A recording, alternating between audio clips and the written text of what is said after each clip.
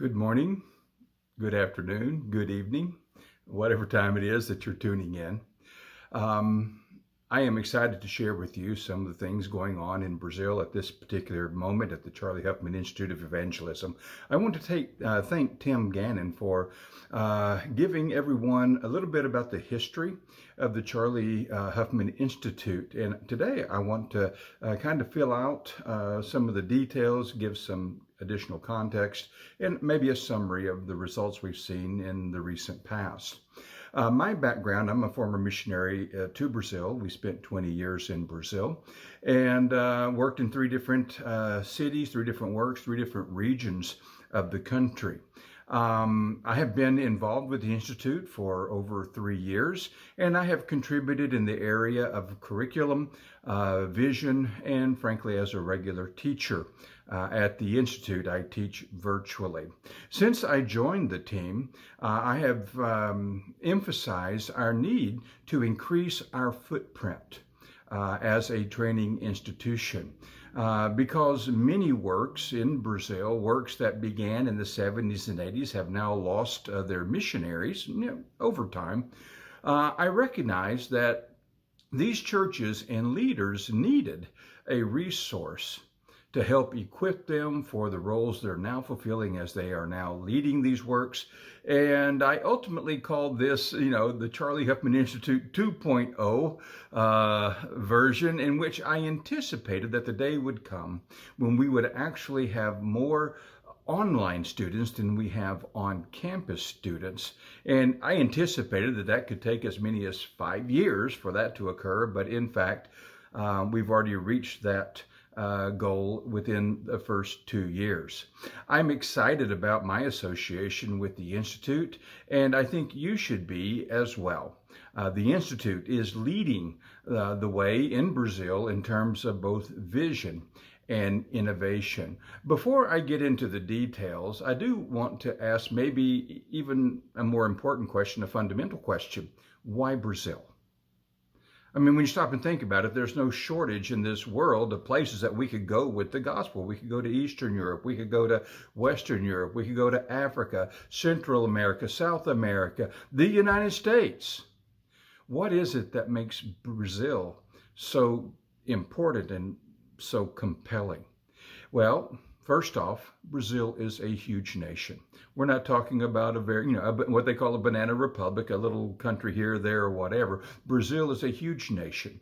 It has 225 million people and was recently ranked as high as the 6th largest economy in the world. But most importantly, Brazil in the spiritual realm is widely recognized as one of the most receptive countries in the world for the gospel of Christ. 1 million people a year are leaving the traditional Catholic Brazil, if I could say it that way, for the ranks of the Protestant world.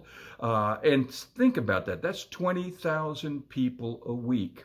Everywhere in Brazil, people are talking about church, and Christianity is on the increase. It's gaining momentum in Brazil, not losing momentum, as perhaps we might see in Europe and in our own country. And why is that so? Well, I'm glad you asked. Okay, you didn't ask, but glad to share the information with you. The Reformation that occurred 500 years ago in Europe, I mean, I'm talking Martin Luther, John Calvin, of course, there were other players as well. That Reformation that frankly shook the religious world and inspired missionaries for the next 500 years did not reach Brazil until 1970. Now, don't get me wrong, and I want you to know that I know that there were Protestant churches in Brazil before 1970, but what I want you to understand is that the Protestant movement did not gain acceptance and momentum and critical mass until the 70s. And suddenly, that initial resistance gave way to acceptance and to what I feel today is an unparalleled evangelistic zeal. So, when we talk about training Brazilian leaders, we are in the right place at the right time, doing the right thing.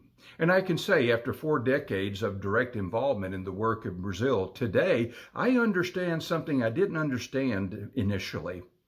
And what I mean by that is this: the American church will never evangelize Brazil. Let me repeat that. The American church will never evangelize Brazil. Okay? We have played an important role in getting things started. We have made some important investments in infrastructure. We've offered some good advice through the years.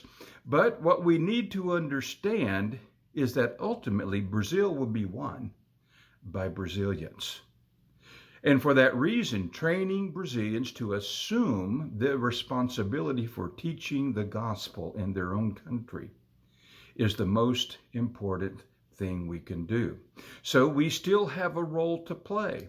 Our role is giving Brazilians the tools they need to get the job done. And by the way, let me be the first to say, and they're going to make their mistakes the way we made our mistakes. They're going to learn from them. They're going to move forward. But the key thing is that we need to understand that only Brazilians will be able to get the job done. So at the Charlie Huffman Institute for Evangelism, we provide scholarships that allow our students to devote themselves full-time to their training. Our students represent a cross-section of the Brazilian church. We have college-age students, we have transitioning professionals, and frankly, we have current church leaders who are looking to improve their serve. Okay, they're looking to qualify themselves to do a better job at what they're doing at this moment. In regard to the last 2 years, several things that I would highlight is, first, we now offer virtual education for students. Now, these are students that are non-scholarship students. They study, remotely, and they do so, right there, same day, same class as our campus students. We also have part-time classes and part-time virtual students. They also are not scholarship students who study 2.5 hours every weeknight. Think about that, 2.5 hours a night. They accompany the same 2-year program as our regular students, and they are making a huge commitment of their time away from their families in order to prepare for the voluntary ministry that God has led them to assume. Next, I would mention that we have more than doubled our active student body, size of our student body, and our potential for enrolling students and engaging additional students is trending upward. And so today we attract students all across Brazil, both in our on-campus program and reaching across Brazil on the internet. And so our footprint today is truly a national footprint. We've also created a robust online presence. It's available. It can be accessed 24 hours a day, 7 days a week, across the whole of the Portuguese-speaking world, not just in Brazil, but in other countries as well. So, last year, our social media garnered 670,000 hits. So these are people coming onto our website to see what we have, to see what is available, to see what we offer. We have over 10 to 12,000 regular registered followers who always come back to our platform to see what's being added, what's new.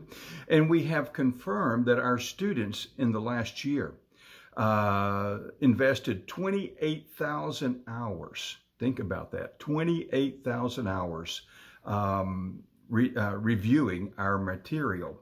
And given the volume of this ministry, 670,000, hits on our website, it's obvious that we are reaching well beyond the boundaries of the churches of Christ in Brazil. Consequently, we are connecting with thousands, even tens of thousands of individuals outside of our fellowship. And we're doing that without spending a single dollar invested in advertisement. I want to take a moment and just acknowledge my Brazilian colleagues who are very involved in what we do. They're very essential to our success. I mean, you might suppose that we must probably, have a large organization, have a big budget, given the scope and the results that we're able to reach. But the truth is, that's not the case. We have a very small but very dedicated group of believers. Giovanni is the program director. He's been the director since the beginning. We have Roberto, who is our IT guru. He takes care of all of our internet information, online presence, our projects, publications. And I like to call him one of our visionary extraordinaires. We have Brian, who is a December graduate of the Institute. He is in charge of teaching and scheduling. And then we have Gisele, who also is a December graduate and who coordinates our student affairs and makes sure that as far as the students are concerned, that they are having the experience and that we're meeting the expectations. And ultimately, she will be involved in helping us, reach congregations and identify potential destinations for our graduates. News is this: all of our challenges are growth challenges, not stagnation challenges, not indifference challenges, not a lack of motivation. No, it's all about the opportunity and meeting the opportunity, having the resources to meet those opportunities. Consequently, we just keep moving the bar up for ourselves, and we want to make the Charlie Huffman Institute of Evangelism the premier training destination for the churches of Christ in Brazil. Listen, I'll close by soliciting your prayers and thanking you for your help and vision and faithfulness as one of our key partners in this great work.